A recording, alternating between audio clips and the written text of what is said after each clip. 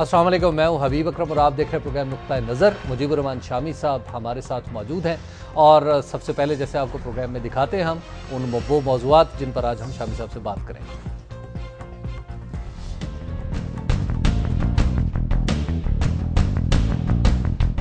सदर ममनून हुसैन को Pakistan cricket board से निकाल दिया गया। वजीर आजम नए बोर्ड के नए पैटर्न इन चीफ होंगे।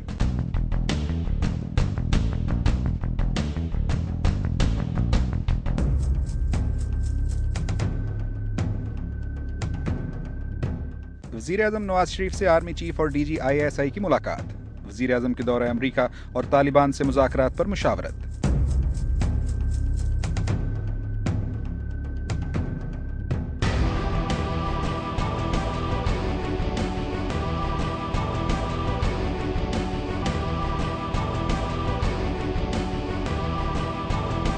इमरान खान की जिंदगी पर रूहानियत के साए।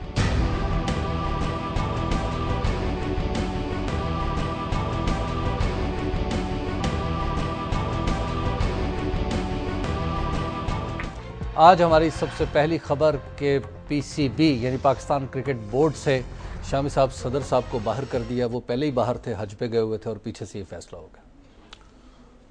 हाँ, इस पर भी गुफ्तगू करते हैं। पहले तो कई जगह ईद हो चुकी है आज जी। हमारे कबायली इलाके में ईद हो गई क्योंकि वो अफ़गानिस्तान के साथ अपने आप को मुंसलिक समझते हैं और अफ़गानिस्तान सऊदी अरब के साथ। ठीक। तो कबायली इलाका और अफ़गानिस्तान सऊदी अरब के साथ रोज़ा रखते हैं, सऊदी अरब के साथ ईद मनाते हैं। और वैसे भी ये इमाम अबू हनीफा की एक राय है, फतवा है उनका कि आलम इस्लाम का जो मतला है वाहिद है। अच्छा, उफ़क़ एक है, कहीं एक जगह हो गई, एक जगह का चांद देखकर दूसरी जगह ईद हो सकती है, ठीक है ना। अगर खिलाफत उस्मानिया के ज़माने में और खिलाफत अब्बासिया के ज़माने में जहाँ तक हो सकता था ईद एक हो जाती थी। और जब मशरक़ी और मगरबी पाकिस्तान एक थे और 1 घंटे का फ़र्क था वक्त में, लेकिन ईद एक दिन होती थी। और जब इंडिया देखिए, इंडिया कितना बड़ा मुल्क है, बिल्कुल एक सब कॉन्टिनेंट है, पूरे इंडिया में एक दिन ईद होती थी। दिल्ली में चांद देखकर दक्कन में ईद मनाते थे। अच्छा। और कराची में चांद देखकर दिल्ली में ईद मना लेते थे। तो बहरहाल वहाँ ईद आज हुई और चीन में ईद आज थी, अमेरिका में, बरतानिया में और यूरोप में कई जगह तो ईद आज मनाई गई और कई जगह कल मनाई जाएगी। बिल्कुल, क्योंकि जहाँ जहाँ हमारे असरात पहुँचे हैं हमारे मौलवी साहबान के, वहाँ वहाँ चांद जो है वो अपना अपना हो गया है। ठीक। तो यूरोप में भी और अमेरिका में भी और बरतानिया में भी हस्ब तौफीक जो तफरका हो सकता है वो पैदा करने की कोशिश होती है। ठीक। तो बहरहाल जिन्होंने आज ईद मनाई उनको ईद मुबारक। बिल्कुल। और जो कल मनाएंगे उनको भी ईद मुबारक पेशगी। ठीक। और उसके बाद कल और परसों तो मेरा ख्याल हम नहीं होंगे। बिल्कुल, कल और परसों ईद की 2 तातीलात करेंगे जी। और गोया आप अगले हफ्ते फिर हाजिर होंगे जी, अगली सोमवार को हम दोबारा। अब आइए जनाब पाकिस्तान क्रिकेट कंट्रोल बोर्ड की तरफ। जी। आज जनाब हुकूमत ने जनाब सदर मुमलकत जो है ममनून हुसैन, उनका तख्ता उलट दिया। हज करने गए थे, बिल्कुल, और उनकी बेगम साहब भी साथ थी, खासे प्रोटोकॉल के साथ हज कर रहे थे, बड़े आराम का। दावत मुझे भी थी वैसे सऊदी अरब की तरफ से। ठीक। मैं जा नहीं सका क्योंकि वो मेरा एक वीज़ा था मुझे। अच्छा अच्छा। मेरा ख्याल हज तो अब फ़र्ज तो अदा कर चुके हैं, बिल्कुल। अब नफली हज जो है तो बेगम के साथ करना चाहिए। ठीक। तो वो मामला तय नहीं हो सका, तो इंशाल्लाह आइंदा से। चलो, तो बड़ा सदर साहब खुश नसीब है, अपनी बेगम के साथ हज करने गए पूरे प्रोटोकॉल के साथ जी। अब पीछे से क्रिकेट कंट्रोल बोर्ड के वो पैटर्न इन चीफ और वो उनसे छीन लिया गया और वजीर आजम नवाज शरीफ साहब ने ये ओहदा भी संभाल लिया होता। आप बताते हैं ना कि बेशतर आमरीतें जो कूज हैं वो अक्टूबर में हुए हैं। हाँ देखिए ये जो और ये भी अक्टूबर है, अक्टूबर का महीना था। हाँ। तो उनका परवेज मुशर्रफ, इनका नवाज शरीफ बना दिया गया और उनका परवेज मुशर्रफ बन गया। अब ले देकर कोई थोड़ी बहुत चंद चीजें तो ऐसी रह गई हैं जी। अगर ये उनके पास ही रहता मनसब तो इसमें क्या हर्ज लेकिन था? शाम साहब ये कह रहे हैं अदालती फैसले के ताबे है नहीं, इस्लामाबाद हाई कोर्ट का फैसला। अदालती फैसले में ये नहीं लिखा हुआ जो शौकत अजीज सदीकी साहब हैं, हमारे जस्टिस, बड़े माशाल्लाह इनकलाबी रूह है उनके अंदर। तो जो फैसला उनका है वो मैंने पढ़ा, उसमें ये नहीं है कि सदर पैटर्न इन चीफ नहीं हो सकता। अच्छा, ये है कि सदर पैटर्न इन चीफ होगा, लेकिन बहुत से मामलात में वजीर आजम की मर्जी का पाबंद होगा। ठीक। ये इंटरप्रिटेशन जो है कॉन्स्टिट्यूशन की और क्रिकेट बोर्ड के कॉन्स्टिट्यूशन की, ये बड़ी नैरो इंटरप्रिटेशन है। इससे इत्तफाक जरूरी नहीं है, क्योंकि सदर जो है वो वजीर आजम की एडवाइस का पाबंद है कॉन्स्टिट्यूशन के दायरे में। यानी अगर वो पैटर्न इन चीफ रहते तो भी पैटर्न इन चीफ रह सकते थे, रहते तब भी वजीर आजम की राय जो थी मुख्तलिफ इंतजामी अमूर के सिलसिले में उसके पाबंद होते। ठीक। और अब भी पाबंद है, यानी सदर पाकिस्तान के नाम पर हर काम होता है और उनकी मर्जी उसमें शामिल नहीं होती बाज़ औक़ात, बिल्कुल, और बाज़ औक़ात होती भी है। तो बहरहाल अगर सदर साहब क्रिकेट थोड़ा सा देख लेते, खेल लेते, खिलाड़ियों से मिल लेते, को गपशप उनसे भी करते रहते, तो क्या बिगड़ता जमाने का। अब नवाज शरीफ साहब जो हैं उनके पास तो और बहुत से काम करने के हैं, और वजीर आजम तो है, वजीर आजम के वास्ते में तो जनाब उनके जितने हाली मवाली हैं सब चीखो पुकार कर रहे हैं कि उनसे मुलाकात नहीं हो पा रही, उनसे मुलाकात नहीं हो पा रही। तो वजीर आजम के पास तो अपनी कॉन्स्टिट्यूंसी को देने के लिए वक्त नहीं है, वो इतने उलझे हुए हैं मसाइल में, तो क्रिकेट बोर्ड की गुत्थियां कैसे सुलझाएंगे। बहरहाल तो उसके लिए 5 रुकनी कमेटी भी तो बना दी। अब वो एक कॉन्स्टिट्यूशन एक तरफ करते हुए 5 रुकनी कमेटी बना दी गई, और 5 रुकनी कमेटी में जनाब नजम सेठी साहब भी शामिल थे हमारे, बिल्कुल, और उनको उन्होंने चेयरमैन भी चुन लिया। अब वो अबूरी चेयरमैन होंगे। ठीक। पहले जो फैसला था अदालत का, उसमें तो 18 अक्टूबर तक इलेक्शन कराने की पाबंदी थी कि इलेक्शन करा दिया जाए। ठीक। और ये कहा कि इलेक्शन भी इलेक्शन कमीशन ऑफ पाकिस्तान कराएगा। बिल्कुल। अब ये भी एक बड़ा दिलचस्प नुक्ता था कि हाई कोर्ट ने, इस्लामाबाद हाई कोर्ट ने कहा कि इसका इलेक्शन कमीशन कराए, और पीसीबी वाले कहते हैं जब चिट्ठियां लिखते रहे, वो मैं तफज्जुल रिजवी साहब मैं उनकी गुफ्तगू सुन रहा था, इलेक्शन कमीशन ने जवाब देना ही मुनासिब नहीं समझा, इसलिए कि इलेक्शन कमीशन की ये कॉन्स्टिट्यूशनल ड्यूटी नहीं है। कल आप कहेंगे जनाब जिमखाना के इलेक्शन भी वो करा दे, परसों कहेंगे जनाब डिफेंस क्लब के भी करा दे, बिल्कुल, और कहोगे हॉकी फेडरेशन के भी करा दे। बिल्कुल। तो इलेक्शन कमीशन जो है, मेरा ख्याल है कि इलेक्शन कमीशन मुनासिब समझा कि ये दस्तूर में उनकी जिम्मेदारी नहीं है, इसलिए उन्होंने कानों में तेल डाल लिया। शाम साहब एक ब्रेक का वक्त आ गया, ब्रेक के बाद हम गुफ्तगू यहीं से आगे बढ़ाएंगे, आप देखते रहिए नुक्ता नज़र।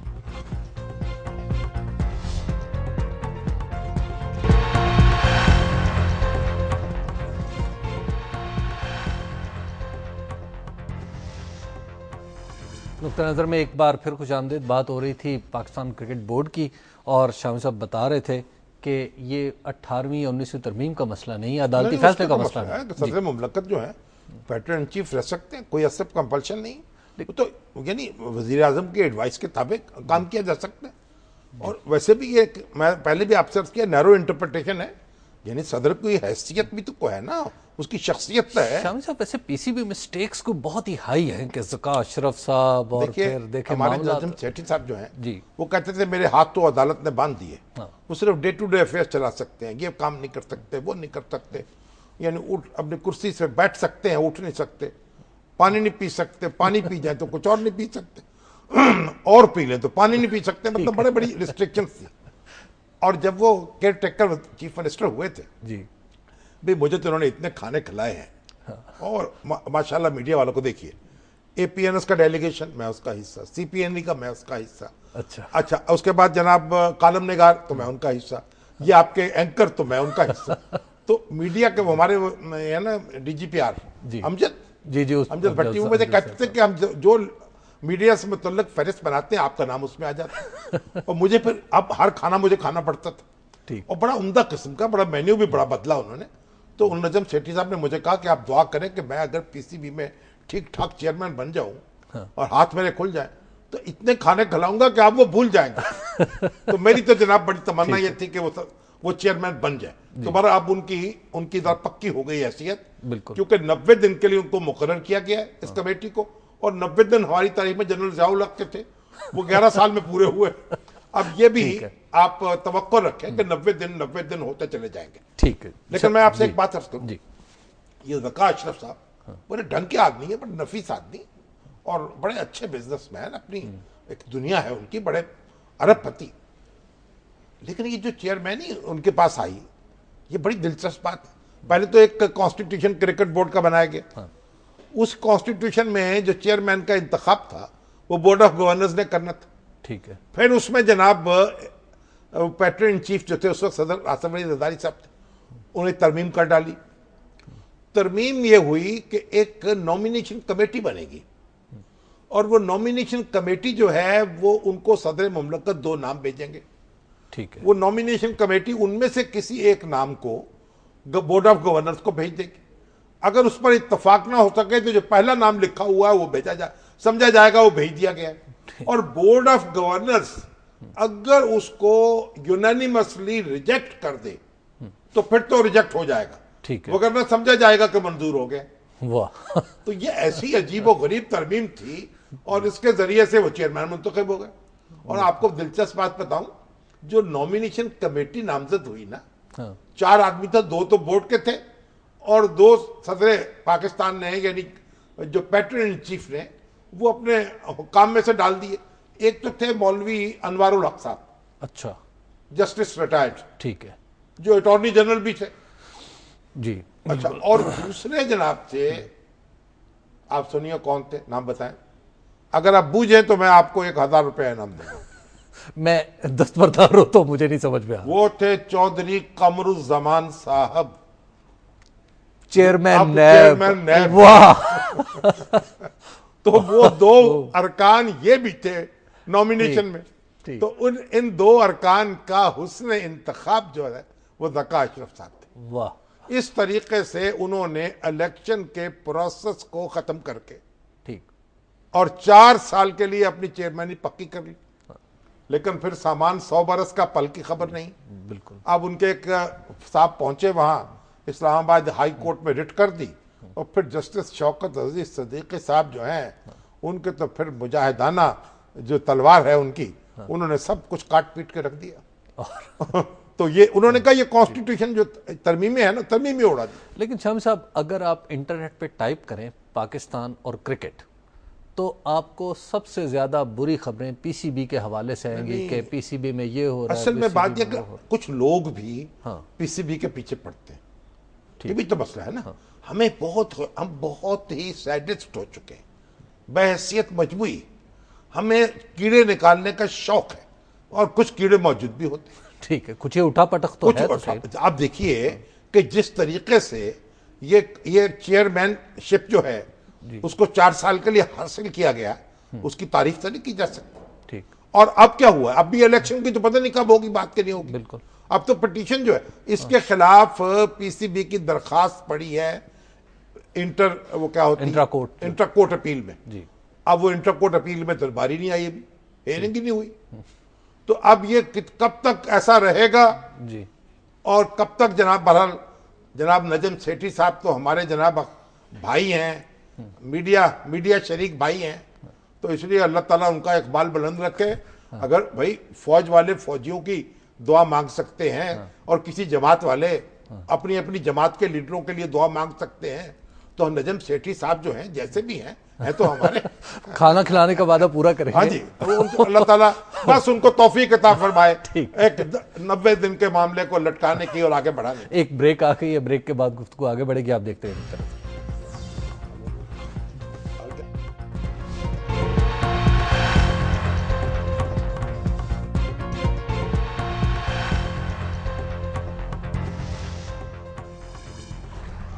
नुक्ता नज़र में एक बार फिर खुश आमदेद। और अब हम बात करेंगे उस मुलाकात की जो आज वज़ीर आज़म से हुई, और उस मुलाकात में शामी साहब आर्मी चीफ भी शामिल थे, DG ISI भी शामिल थे। सब वो मुलाकात में भी बात करते हैं जी। अभी मुझे टेलीफोन आया वक्फे के दौरान, ये चुगताई लैब के डॉक्टर चुगताई साहब का, जी, बहुत बड़ी लैब है पाकिस्तान की, बड़ा एक काबिल फ़ख्र अदारा है। उन्होंने कहा जी मैंने ये अखबारी रिपोर्ट पढ़ी है कि जो पंजाब सेक्रेटेरिएट में जो रिकॉर्ड था हुकूमत पंजाब का कई 100 साल और डॉक्यूमेंट्स थे, वो किसी ने उठा के वहाँ से ब्यूरोक्रेट ने अस्तबल में फेंक दिए हैं और वो वीरान हो रहे हैं, बर्बाद हो रहे हैं। तो मैं ये पेशकश करता हूँ हुकूमत पंजाब को कि अपने खर्चे पर चुगताई लैब जो है वो खुद डॉक्टर चुगताई साहब वो उनको प्रिजर्व करने को तैयार हैं, उनको ट्रीट करने को तैयार हैं, उनकी हिफाजत का इंतजाम करने को तैयार हैं। तो शहबाज शरीफ साहब तक ये सदा पहुंचे अगर तो वह तवज्जो फरमाए, और अगर किसी सरकारी अफसर तक पहुंचे कि चुगताई साहब की इस पेशकश से फायदा उठाया जाए। जी अच्छा, अब आइए आप मुलाकात तो देखिए, अब वजीर आजम जाने वाले हैं अमेरिका जी, और उसके लिए एक जाहिर है सलाह मशवरा तो होगा, बहुत से मामला तो वहाँ तय होने हैं। देखिए आप अमेरिका ने अफगानिस्तान से निकलना है, तालिबान से भी अमेरिका की बातचीत चल रही है, करजई हुकूमत से भी चल रही है, इंडिया के साथ अब ये बात हो रही है। अमेरिका क्या कह रहे हैं कि हम जनाब जो पाकिस्तान की बाज़ तंजीमें हैं उनका मिलकर ताक़ुब करेंगे, उनके रिसोर्सेज जो है मुआशी उनको कंट्रोल करेंगे, उनको महदूद करेंगे, उनको ख़त्म करेंगे। बिल्कुल, तो ये सारी एक चीज़ है। और कई अब ये सारे मामलात जो है पाकिस्तान ने डील करने हैं। हमारे तो गुस्से में आ जाते हैं ना। हाँ। कोई कहता है इंडिया अभी वो अदनान समी जो हैं जी, जिन पर मेरे बात तो करनी है, बिल्कुल उस पर हम करेंगे। अब उनके साथ क्या वहाँ दुर्गत बन रही है, लेकिन इंडिया में जो कुछ हो रहा है वो अपनी जगह है। इंडिया में भी बड़े बड़े बैठे हुए हैं जनाब शोला उगलने वाले।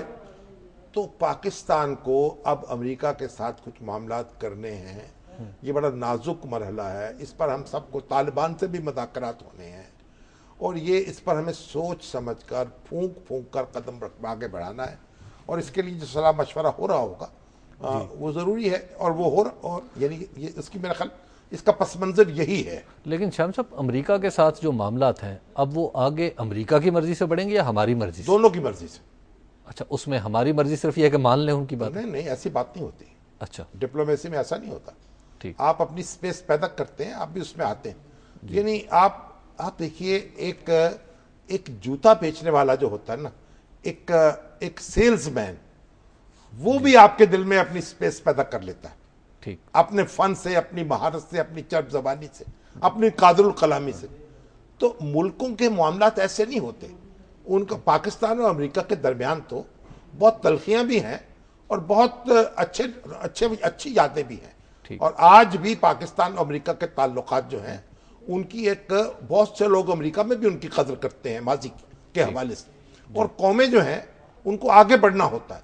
देखिए बैनुल अक़वामी मरासम में और ताल्लुकात में हम कुट्टियां करके नहीं रह सकते। इससे कुट्टी कर ली, उससे कुट्टी कर ली, यहाँ शोला उगल दिया, वहाँ शोला नहीं।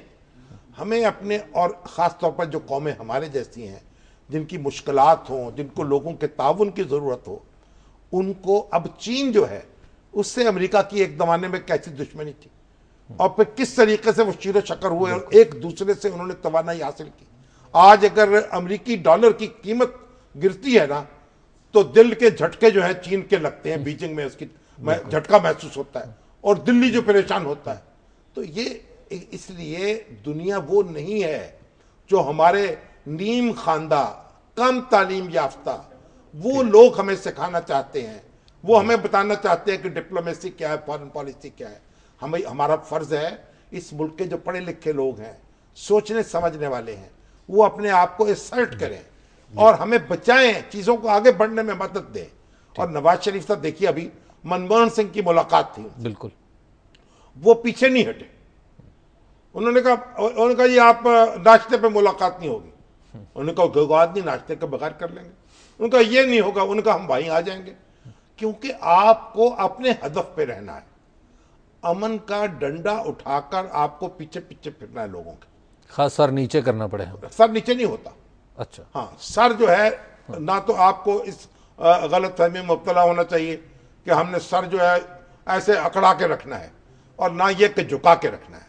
बस एक तवाज़ुन के साथ चलना है आगे। जी शामी साहब, अब आए उस खबर की तरफ जिसके लिए बहुत सारे लोग फेसबुक पे नाराज़ हैं, ईमेलें उन्होंने की हैं, और वो वाक़या है वो जो इमरान खान से मुंसलिक। असल में बात यह है कि इमरान खान साहब ने ये जो वाक़या है मुझे सुनाया था, और उसकी कई कड़ियां मिसिंग हैं। मैंने एक मजलिस में कहीं जिक्र कर दिया तो हमारे फजल हुसैन आवान साहब हैं, उन्होंने इस पर कॉलम लिख दिया। लोग फिर मेरे दरपा हो गए कि इसकी तफसील बयान करें, ये इलाज कैसे हुआ। बात यह है कि इमरान खान साहब जो हैं उनकी ज़िंदगी में एक कई चीज़ें रूहानी तौर पर भी हुई हैं, उन्होंने कहीं इसका तस्करा भी किया है। और सिर्फ आप देखें, इब्तदा में वो कहते हैं कि जब 14 साल की उम्र थी मेरी और मैं मौलवी साहब से स्कूल आने से बाद मौलवी साहब से कुरान पढ़ा करता था।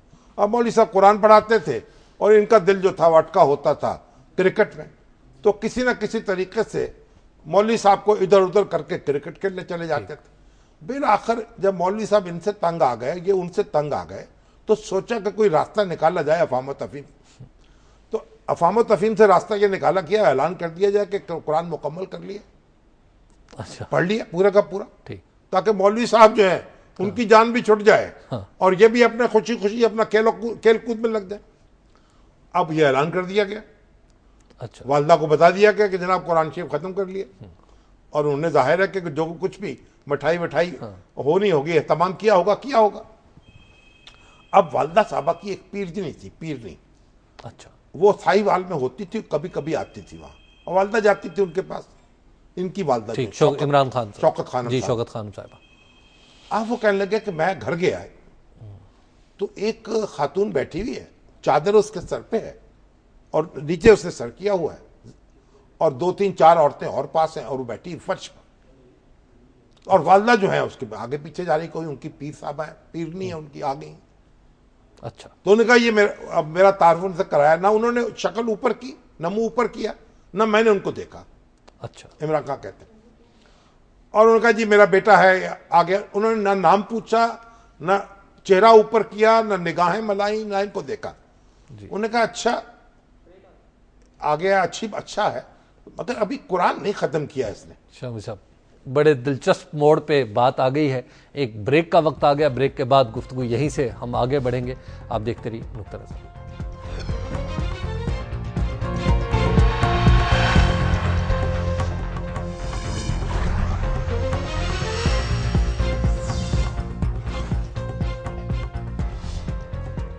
नुक्ता नज़र में एक बार फिर खुश आमदीद। और शामी साहब बता रहे थे कि किस तरह इमरान खान, शामी साहब अब आ रहे थे कि वो खातून ने देखा भी नहीं, देखा भी नहीं, उनका कुरान अभी खत्म नहीं किया इन्होंने। तो वालदा जो थी तो अब बोला हो गई कि ये तो समझ रही थी कि हो गया, गुस्सा आया उनको, तो उसने कहा नहीं गुस्सा करने की जरूरत नहीं, ये बच्चा बहुत अच्छा है, ठीक, हाँ, और ये तुम्हारा नाम जो है ना वो घर घर पहुंचाएगा, वाह, इसकी वजह से तुम्हारा नाम घर घर पहुंचेगा। तो ये एक रूहानी तजर्बा जो था उनका, पहला रूहानियत से पहली मुलाकात जो थी, और भी कई वाकयात थे उनकी जिंदगी के, लेकिन ये भी जो वो यानी लिफ्टर से गिरे सीढ़ी से, लिफ्ट से जी, या स्टेज से, जी, लिफ्टर से, तो उनकी जो इतनी बुलंदी से गिरने के बाद अगर नॉर्मल एक आदमी होता तो शायद उसकी हरकतें कल्ब बंद हो जाती। ठीक है, बिल्कुल ठीक बात। और अगर उन्होंने वो ना पहनी होती जैकेट जी, तो फिर भी उनकी कमर जो है शायद वो झटका बर्दाश्त न कर पाती।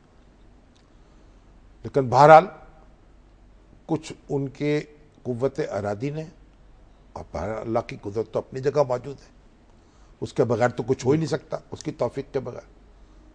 तो उनको ये सदमा जो है वो बर्दाश्त करने की सलाहियत पैदा कर दी उनमें। अब जब वो अस्पताल में थे तो डॉक्टर्स जो थे वो 2 हिस्सों में बटे हुए थे।